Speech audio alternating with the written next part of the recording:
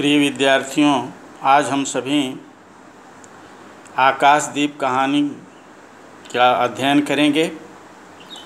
आकाशदीप कहानी जयशंकर प्रसाद द्वारा विरचित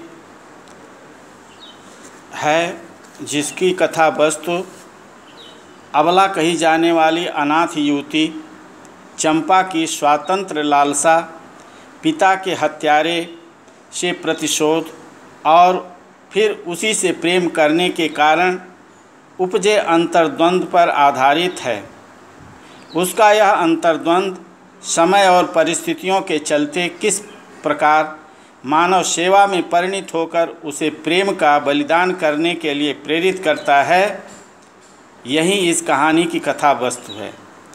कहानी की कथा वस्तु जयशंकर प्रसाद उस आदर्शवाद से प्रेरित है जिसके सम्मुख व्यक्तिगत प्रेम, सुख समृद्धि की लालसा व्यक्ति की तुच्छ लगने वाली है और वह सर्वस्व का परित्याग करके लोक कल्याण के मार्ग पर स्वयं को समर्पित कर देता है।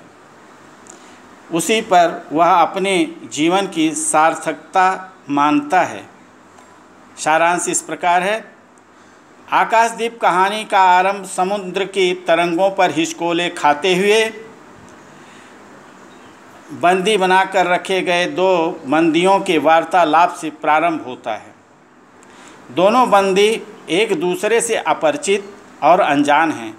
तूफान के कारण पोत की व्यवस्था भंग हो जाती है और दोनों परिस्थिति बस रात्रि के अंधकार में लुढ़कते हुए एक दूसरे से टकरा जाते हैं। दोनों बंधन मुक्त होना चाहते हैं। इस कार्य में वे समर्थ भी हो जाते हैं। वो दोनों बंधन मुक्त होने में सफल भी हो जाते हैं।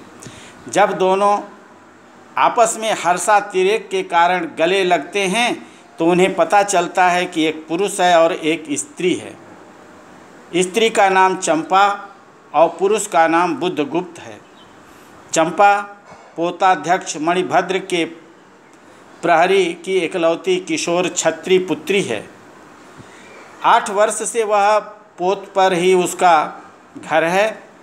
बुद्धगुप्त एक युवा जलदस्यु है जो ताम्रलिप्ति क्षत्रिय है। पोत को लूटने के कार्यक्रम में चंपा के पिता बुद्धगुप्त के हाथों मारे जा चुके हैं। पोताध्यक्ष मणिभद्र ने अपनी काम वासना की तृप्ति में विफल होकर चंपा को बंदी बनाकर रखा है। स्वातंत्र्य युद्ध में मणिभद्र चंपा और बुद्ध द्वारा मारा जा चुका है। स्वतंत्रता के लिए मणिभद्र को चंपा और बुद्धगुप्त दोनों ने मार दिया है। पोत के नायक ने युद्ध में परास्त होकर उनकी शरण ली है।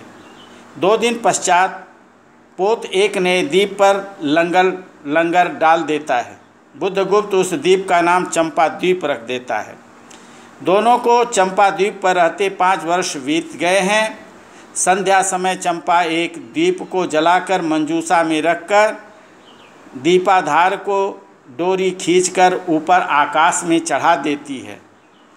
10 वृत्ति को छोड़कर बुद्धगुप्त चंपा के सम्मुख अपना प्रेम का प्रस्ताव रखता है, किंतु चंपा उसे अस्वीकार कर देती है, क्योंकि चंपा अपने पिता के हत्यारे दस्यु बुद्धगुप्त को क्षमा नहीं कर पाई है। बुद्धगुप्त पुनः बार बार उससे प्रणय निवेदन करता है और उसे विश्वास दिलाता है कि वह उसके लिए अपने प्राण तक दे सकता है।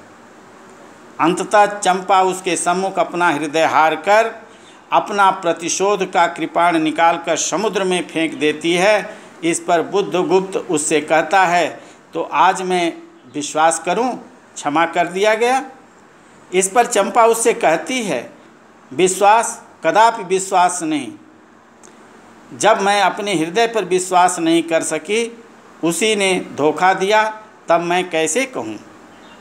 मैं तुमसे घृणा करती हूँ, फिर भी तुम्हारे लिए मर सकती हूँ। अंधेरे में दस्यु तुम्हें प्यार करती है, चंपा रो पड़ी। एक दिन समारोह का अचानक आयोजन किया जा रहा था। बांसुरी ढोल बज रहे थे, फूलों से सजी बालाएं नाच रही थीं। चंपा ने सहचरी जया से पूछा, यह क्या है? जया ने हंसकर कहा, आज रानी का ब्याह है ना। चंपा को इस पर विश्वास न हुआ। उसने उसे झकझोर कर पूछा, क्या यह सच है? तभी बुद्धगुप्त कहता है, यदि तुम्हारी इच्छा हो तो यह सच भी हो सकता है। चंपा इस पर चंपा प्रतिप्रश्न करती है, क्या तुम मुझे निस्सहाय और कंगाल जानकर तुमने आज सब प्रतिशोध लेना चाहा? बुद्धगुप्त अपना पक्ष रखता हुआ कहता है कि मैं तुम्हारे पिता का घातक नहीं हूँ। चंपा, वह एक दूसरे दस्यु के शस्त्र से मरे। बुद्धगुप्त अंततः चंपा के पैरों पर पकड़ लेता है और कहता है कि मुझे अपने देश भारतवर्ष की बहुत याद आती है, मैं वहाँ लौटना चाहता हूँ। चंपा चलोगी? पोतवाहिनी पर असंख्य धनराशि लादकर राजरानी सी जन्मभूमि के अंक में। इस पर चंपा ने उसके हाथ पकड़ लिए। किसी आकस्मिक झटके ने एक पल भर के लिए दोनों के अधरों को मिला दिया। सहसा चैतन्य होकर चंपा ने कहा, बुद्धगुप्त, मेरे लिए सब भूमि मिट्टी है, सब जल तरल है और सब पवन शीतल है। प्रिय नाविक, तुम स्वदेश लौट जाओ। विभवों का सुख भोगने के लिए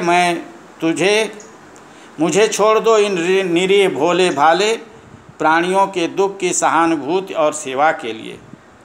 एक दिन स्वर्ण रहस्य के प्रभात में चंपा ने अपने दीप स्तंभ पर से देखा, सामुद्रिक नावों की एक श्रेणी चंपा का उपकूल छोड़कर पश्चिम उत्तर की ओर महाजल ब्याल के समान संतरण कर रही है। उसकी आँखों से आंसू बहने लगे। यह कितनी शताब्दियाँ पहले की कथा है। चंपा आजीवन उस दीप स्तंभ पर आलोक जलाती रही, किंतु उसके बाद भी बहुत दिन दीप निवासी उस माया, ममता और स्नेह सेवा की देवी की समाधि सदृश पूजा करते रहे। एक दिन काल के कठोर हाथों ने उसे भी अपनी चंचलता से गिरा दिया। आकाशदीप कहानी का उद्देश्य बहुत ध्यान से समझें।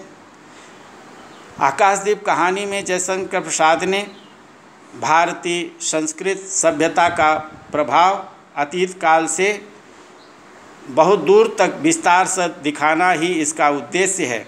साथ ही प्रेम और कर्तव्य के सुंदर संघर्ष में अंततः प्रेम पर कर्तव्य की विजय की घोषणा के द्वारा कर्तव्य निष्ठा की प्रेरणा देना ही इस कहानी का प्रमुख उद्देश्य है।